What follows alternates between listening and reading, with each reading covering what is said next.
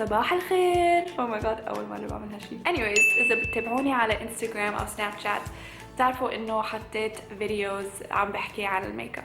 هاي جايز، هيدي انا شكلي بلا ميك اب. قررت انه بدي خفف ميك اب اكثر من الميك اب الخفيف اللي اوريدي بحطه، وامبريس شكلي بلا ميك اب. بدي يصير حط سنابس بلا ميك اب، فلوجز بلا ميك اب، تعرفوا شكلي العادي والبنات يعرفوا انه شكلي بالميك اب مش شكلي الحقيقي 100%. وانا بعرف من حالي، بعرف انه لما اشوف بنات دايما حلوين بقارن حالي فيهم وبحس انه انا مش حلوه. وبنات بدي اياكم تعرفوا انه we all have our flaws، ما حدا perfect، وهذا الشيء طبيعي وعادي وجميل. So here we are.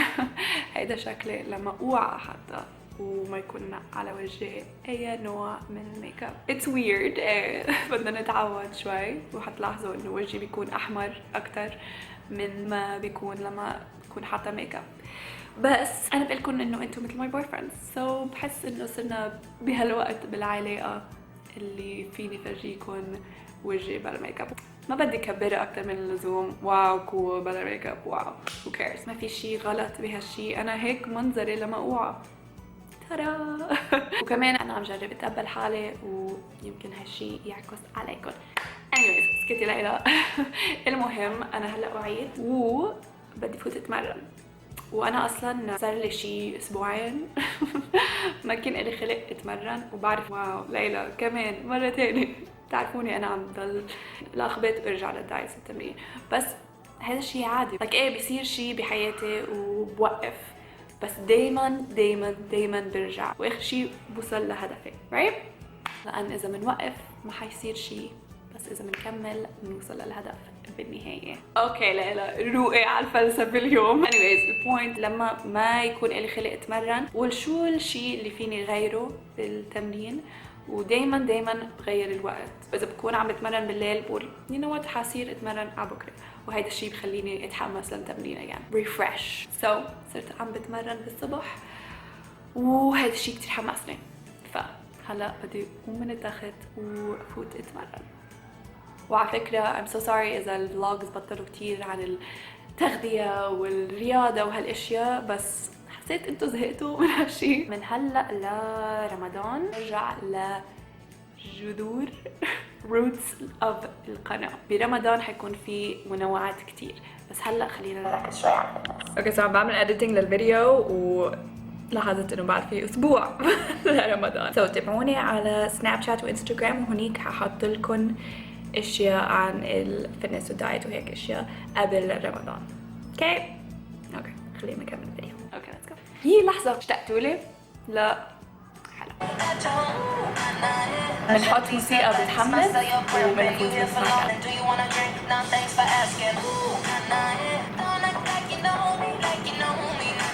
اوكي انا ببلش على التريدميل لمدة شي 20 دقيقة، بعدين ببلش التمرين الجدي يعني رفع الأثقال. أنا كنت بلش بس ب10 دقايق، بس شوي عم زيد الكارديو مثل ما حكينا. بعرف إنه أنا دايما بنصحكم ما تركزوا كتير على الكارديو، تركزوا أكتر على رفع الأثقال. بس للعالم اللي عايشين بالسعودية مثلي أنا ما كتير بنمشي لمحل كله بالسيارة وهيك، فمنشان هيك قررت كمان زيد الكارديو، لأن أنا ما عم بمشي كتير بحياتي وشغلي اغلبيته اديتنج وهيك. فانا هلا حاعمل شي 20 دقيقة وفوت اتمرن اثقال. او ماي جاد اوكي حتموت البطارية، كان بدي اسوي لكم تمارين الفيديو الجاي.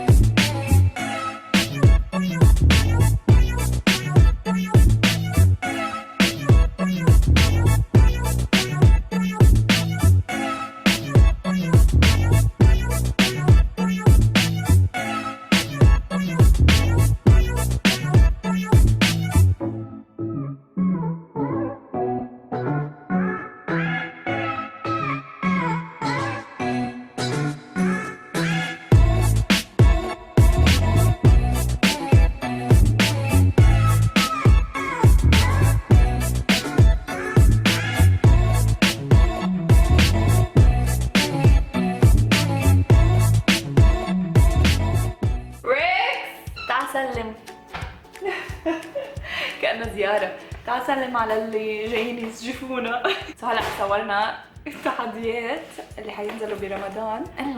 قل لهم قد ايه تعذبت. انا كمان كثير. انت بتشوفوا برمضان صح كده على يلا فين.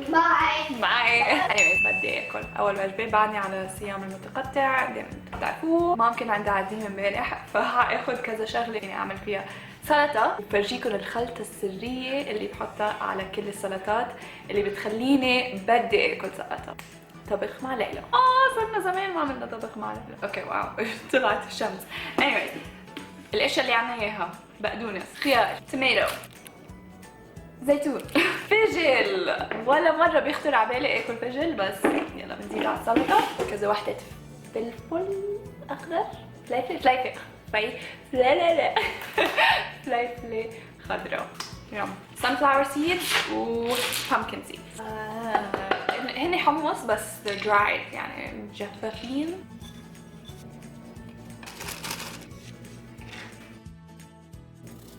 هول تقريبا كلهم كاربس نشويات. بعدين بحب رش عليها هول الدامة نحن بنسميهم، سألت مام. بيزيدوا عليها البروتين النباتي وكمان نشويات. رش عليهم هول اسمهم sunflower seeds والpumpkin seeds لاقطين. ما بكتر كتير لأن بدي شوي منهم بس كمان بيزيدوا نسبة دهون صحية بس ما بدنا نزيد كتير لأن كمان في بقلبهم كتير سعرات. اول شغلتين بحطهم بالصوص هن اورجانيك ويت جراس وسبيرولينا. اذا بدكم خصم عندي كود خصم حاحط لكم اياه كمان اذا بدكم توفروا مصاري. anyways هن ويت جراس وسبيرولينا. سبيرولينا هي نبات من البحر، ما بعرف كيف فسرها بالعربي بس فيها كتير اشياء. فيها بروتين عالي يعني 60% من السبيرولينا فيها بروتين، والنشويات والدهون ما بينحسبوا يعني قد ما قليل. كتير فيها كلوروفيل وبيتا كاروتين وحديد. اذا نباتيه مثلي كتير اصعب نلاقي حديد بالاكل. طعمته مش كتير طيبه بس فيكم تزيدوا شوي منه على خلطه مثل هيك وما تحسوا فيها. كتير ناس بيحطوا ويت جراس وسبيرولينا وبيشربوها. انا جربتها نو. Can you guys see? Help. 1 2 3.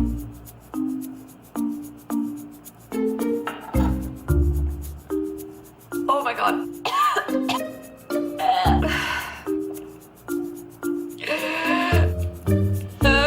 Nope.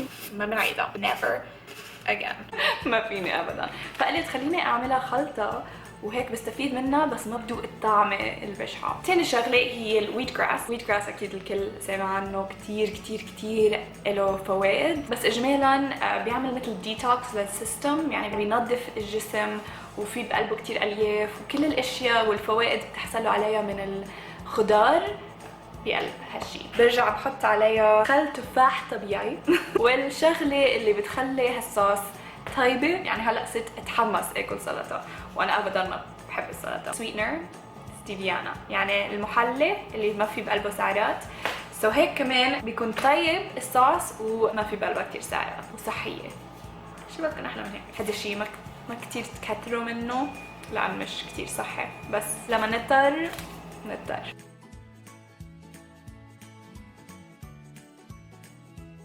هحط بس مي تتصير مثل الصوص. ترى واو واو. اوكي بحطها على السلطة. بينفع اطلع على فتافيت صح؟ بدي اقول لكم اياها. يام والله ما عم كذب عليكم كثير طيبه. اوكي ما تاكلي وتحكي بنفس الوقت ليلى. صحتين.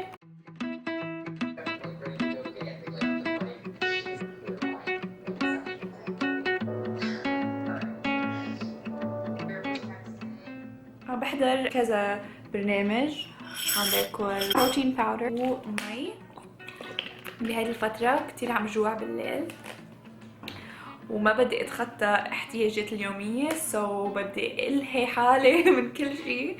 يا بقعد على الكمبيوتر بعمل شيء وبحط قدامي بس السناكس اللي بقدر اكلهم مثل بروتين باودر او اي شيء بيناسب احتياجاتي اليومية ومي وبقعد وبعمل شيء انه بخليني بهالمحل للفترة الطويلة، او بحضر برنامج، بحضر كذا حلقة ورا بعض. هذا كل شيء اللي عم بعمله حاليا، وعم بقرا هلا كذا شغلة على الانترنت. الام او الاهل كانوا يقولوا لنا انه ممنوع تحكوا مع حدا ما بتعرفوه، ممنوع تفوتوا بسيارة مع حدا ما بتعرفوه. فهلا كيف صرنا بزمن انه literally منقول لحدا ما بنعرفه يجي على بيتنا ونفوت بالسيارة معهم ونروح على محل اللي هو اوبر.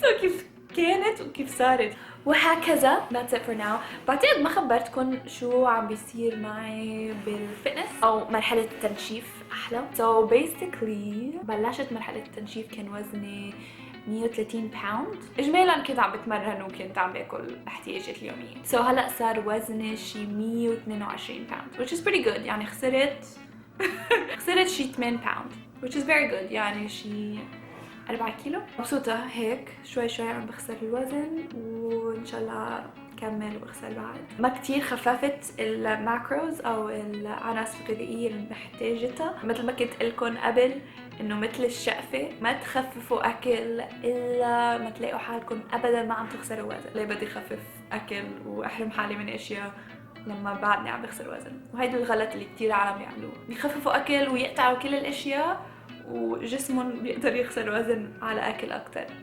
ليه؟ بعدين بتوصلوا لمرحله ببطل يخسر جسمكم وزن لان بيتعود على العدد القليل من السعرات، بدكم تصيروا تنزلوا اكتر. مش مضطره. ليه؟ انا بحب الاكل، بدي اكل اكتر واخسر وزن. هيدا اللي انا عم بعمله. اوكي هكمل هالحلقه وبشوفكم بعد شوي. هاي ليك مين اجا تيقول هاي للجمهور ريكي. باي. anyways بدي افرجيكم شيء انا بتحمس له. Do you know this؟ بتعرف شو بتحمس؟ عرفت شو صار موسم موسم بطيخ. هيدا الشيء بيحمسني so much. literally هالفيديو بعتقد كله كان انا عم باكل، وبعتقد بطل في حدا قاعد عم يحضرني. صرتوا شي 2 هلا. اذا انتم بعدكم عم تحضروا اول شيء I love you. ثاني شيء حطوا بالتعليقات انا بعدني هون. anyways بطل عندي اشياء خبركم اياها. هقعد يمكن اقرا اتثقف وبعدين حفوت نام وبعدين حفوت نام وبعدين حفوت نام. بس صار شي اليوم ولد ضروري خبركم عنه. فعلا تذكرت. تتذكروا هذا البرنامج اللي انا كنت عم بحضره اسمه ذا باتشلر؟ انا كنت موت بالشاب، منشان هيك انا اصلا حضرت البرنامج. anyways طلع بطلوا حيتزوجوا. اكيد ما تمنيت هالشي. بس انه بما انه you're single Ben. هاي لا عم بمزح. اكيد بعرف انه هذا الشخص انا شفته على التي في ما حيكون ابدا مثل الشخص اللي هو بالحقيقه. but a girl can dream. عم بمزح. بس اذا مفروض تتزوجوا لهالشخص then بتزوجوا. كل شيء اللي مفروض يصير بيصير. صح guys؟ تعتقدوا هيك؟ تعتقدوا انه اذا مفروض التقي بشخص واتزوج هالشخص بيكون ناطرني بشي مطرح عم يحضرني عم يشوفني عم باكل وبحكي بنفس الوقت وقال خلص unsubscribe باي؟ بحس ايه في شخص ناطرني بشي محل وحاتزوجه maybe. انا اصلا ما بدي اتزوج. بس يمكن فلسفة نهاية الفيديوز شو رأيكم؟ بتحسوا انه الشخص اللي لازم تكونوا معه اللي حتتزوجون ناطرينكم وفي واحد بس بالعالم كله اللي تقدروا تكونوا معه، او كل شخص حسب انتو كيف تبنوا العلاقة. you know what I mean؟ قولوا لي بالتعليقات كمان اذا بعد في حدا عم يحضر هالفيديو. okay so sorry اذا الفلوج بيزهق. يومي كان بيزهق شوي. جرب بعمل فلوج وانا عم جهز لرمضان so تحملوني شوي. تابعوني على الانستغرام وسناب شات لان ححط لكم شو عم بعمل بهالمرحلة التنشيف. ححط لكم تفاصيل اكتر على سناب شات وانستغرام ستوريز. you know مين بده يتزوج هالشي؟ اوكي I love you guys. بحبكم وبشوفكم في الفيديو الجاي. peace. الشغلة الوحيدة اللي بتخليني فوت اتمرن يعني والشغلة الوحيدة اللي بتخليني فوت اتحمم بلش التمرين الحقيقي. يام.